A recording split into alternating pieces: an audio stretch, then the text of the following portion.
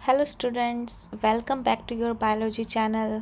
और अपना आज का टॉपिक है +2 क्लास का case study of peoples participation in conservation of forest.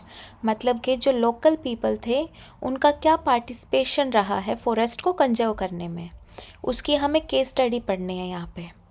और अपनी एनसीईआरटी में 3 केस स्टडी दी गई हैं। फर्स्ट है बिश्नोई कम्युनिटी वाली, अमृता देवी बिश्नोई का मेन रोल था यहाँ पर। सेकंड है Chipko movement of Garhwal Himalayas. Third है जॉइंट फॉरेस्ट मैनेजमेंट। और ये देखो, ये हुई थी 1731 में जोधपुर राजस्थान में। अमृता देवी बिश्नोई वाला जो केस है 1731 में। जो चिपको मूवमेंट है ये हुई अपनी इंडिपेंडेंस के बाद 1974 में, राइट, हिमालयाज में, गढ़वाल हिमालयाज। और उसके बाद 6 ईयर बाद जॉइंट फॉरेस्ट मैनेजमेंट हुई है 1980s में। सो इनका इंक्रीजिंग ऑर्डर है 1731, 1974 एंड 1980। अब हम बात करते हैं अपनी फर्स्ट केस स्टडी की, अमृता देवी बिश्नोई वाली। सो देखो, 1731 में जो किंग था जोधपुर राजस्थान का, उसने अपने मिनिस्टर को बोला कि भाई न्यू पैलेस बनवाना है, उसके लिए हमें चाहिए वुड। तो जो मिनिस्टर था वो अपने आदमियों को लेके पास के जंगल में गया। और जंगल में पास में कौन रहते थे? बिश्नोई, राइट। ये देखो यहाँ, near a village inhabited by Bishnoi to cut down tree. लेकिन ये बहुत पीसफुल तरीके से रहते थे बिश्नोई नेचर के साथ। तो इन्होंने क्या किया, ये इनकी एक लीडर थी अमृता देवी बिश्नोई, ये बोलती है कि भाई आप इन इनोसेंट ट्रीज़ को मत काटो, आप भले ही मुझे मार दो लेकिन आप इनको मत मारो। इसने बहुत रिक्वेस्ट की लेकिन किंग के आदमियों ने कोई ध्यान नहीं दिया और इसको और इसके साथ में 3 लड़कियां थी, तीनों को मार दिया। देखो यहाँ पे और भी बिश्नोई कम्युनिटी थी, नियरली 360 आदमियों को इन्होंने मार दिया यहाँ पे, राइट। ये केस है अमृता देवी बिश्नोई का। अब हम इसको पढ़ते हैं एनसीईआरटी से। So people participation has a long history in India. Plants को, फॉरेस्ट को कंजर्व करने में इंडिया के अंदर लॉन्ग हिस्ट्री है पीपल्स की पार्टिसिपेशन की। In 1731 the king of Jodhpur in Rajasthan asked one of his minister to arrange wood for constructing a new palace. New palace को बनाने के लिए इसने बोला कि हमें वुड चाहिए। Minister and workers went to a forest near a village inhabited by Bishnoi to cut down tree. Minister और कुछ वर्कर्स कहाँ गए? एक फॉरेस्ट में गए और वहाँ पे फॉरेस्ट के पास एक विलेज था जहाँ बिश्नोई रहते थे। Bishnoi community is non for its peaceful को एग्जिस्टेंस विद नेचर। और ये बहुत पीसफुल तरीके से रहते हैं नेचर के साथ। The effort to cut down trees by the kings was thwarted by Bishnoi. इन्होंने उसको रोका कि भाई आप ऐसे मत करो। ये जो एक्ट था पेड़ काटने का, इन्होंने बोला कि ऐसा मत करो। A Bishnoi woman, Amrita Devi, showed exemplary courage by hugging a tree and daring king's men to cut her first before cutting the tree. इसने, जो अमृता देवी बिश्नोई थी, इसने बहुत ज़्यादा करेज दिखाया और उनको डेयर किया कि भाई पहले मुझे काट दो, प्लांट्स को मत काटो। The tree mattered much more to her than her own life. Amrita के लिए उसकी लाइफ से ज़्यादा इम्पोर्टेंट क्या था? ट्री की लाइफ थी। Sadly, the king's men did not heed to her pleas and cut down the tree along with Amrita Devi. लेकिन जो किंग्स के ये जो आदमी थे, इन्होंने उसकी रिक्वेस्ट पे कोई ध्यान नहीं दिया और पेड़ को भी काट दिया अमृता देवी के साथ। Her 3 daughters and hundreds of other Bishnoi followed her. और उसकी 3 डॉटर थी और भी बिश्नोई थे जिन्होंने उसको फॉलो किया।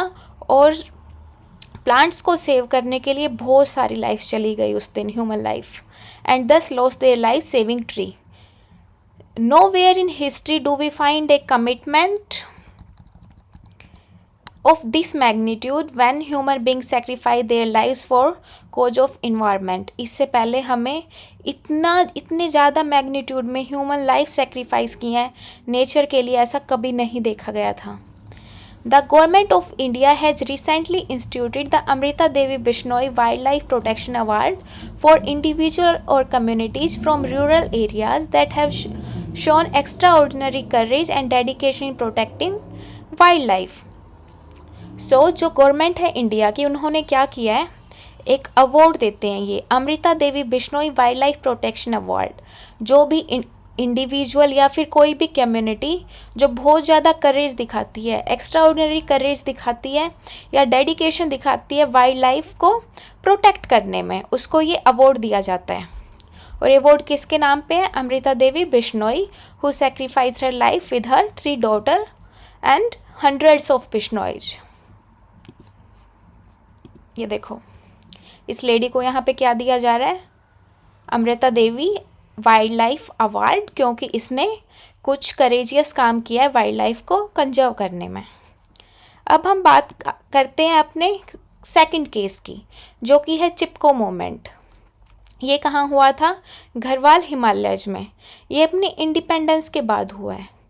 यहाँ पे थे बेटा कॉन्ट्रैक्टर्स आए थे यहाँ पे पेड़ काटने के लिए, लेकिन यहाँ की जो लोकल वुमेन थी, इन्होंने बहुत ज़्यादा ब्रेवरी दिखाई और इन्होंने हक कर लिया ट्रीज को कि भाई हम नहीं काटने देंगे, और कॉन्ट्रैक्टर्स को वापस जाना पड़ा था। अब हम पढ़ते हैं इसको अपनी एनसीईआरटी से।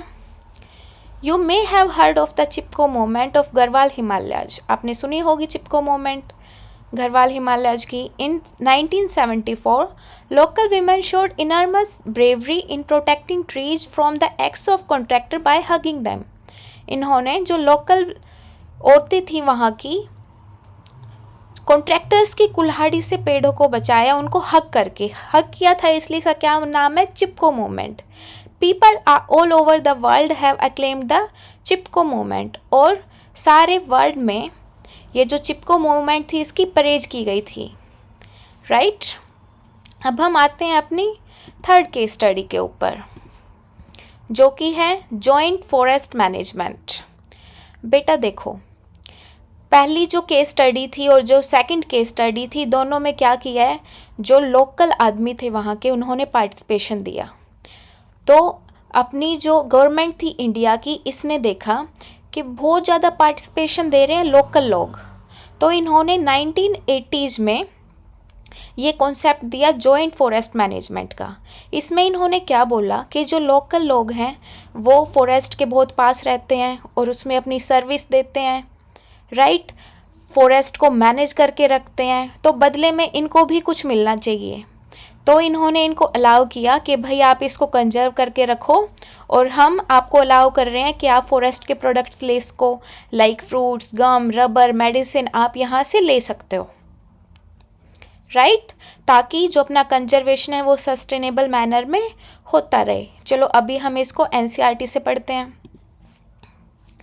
Realizing the significance of participation by local communities, the Government of India in 1980s had introduced the concept of joint forest management. इन्होंने क्या किया? रियलाइज किया कि बहुत ज़्यादा सिग्निफिकेंस है लोकल कम्युनिटीज़ का, ये बहुत ज़्यादा पार्टिसिपेट करती हैं। तो 1980s में क्या आया? जॉइंट फॉरेस्ट मैनेजमेंट, मतलब कि as to work closely with the local communities for protecting and managing forest. वो क्या कर रही हैं? लोकल कम्युनिटी प्रोटेक्ट कर रही हैं, फॉरेस्ट को मैनेज कर रही हैं। In return for their services to the forest, the communities get benefit of various forest product. तो रिटर्न में उनको क्या मिलना चाहिए? जो वो अपनी सर्विस दे रही हैं फॉरेस्ट को, उनको रिटर्न में क्या मिलना चाहिए? कुछ प्रोडक्ट्स मिलने चाहिए। फॉरेस्ट के जो प्रोडक्ट्स हैं like fruits, gum, rubber, medicine, and thus the forest can be conserved in a sustainable manner, ताकि हम फॉरेस्ट को कंजर्व करके रख सकें। ये थी अपनी 3 case study to conserve our forest. आज एनसीईआरटी में इतना ही था, तो हम इतना ही पढ़ेंगे। अगर आपको कोई भी डाउट है तो आप कमेंट कर सकते हो। कोई टॉपिक है जो आपको नहीं आता है, I will definitely make a video on that topic. So like and subscribe if you like the video. Thank you so much for watching. Bye bye. Have a good day.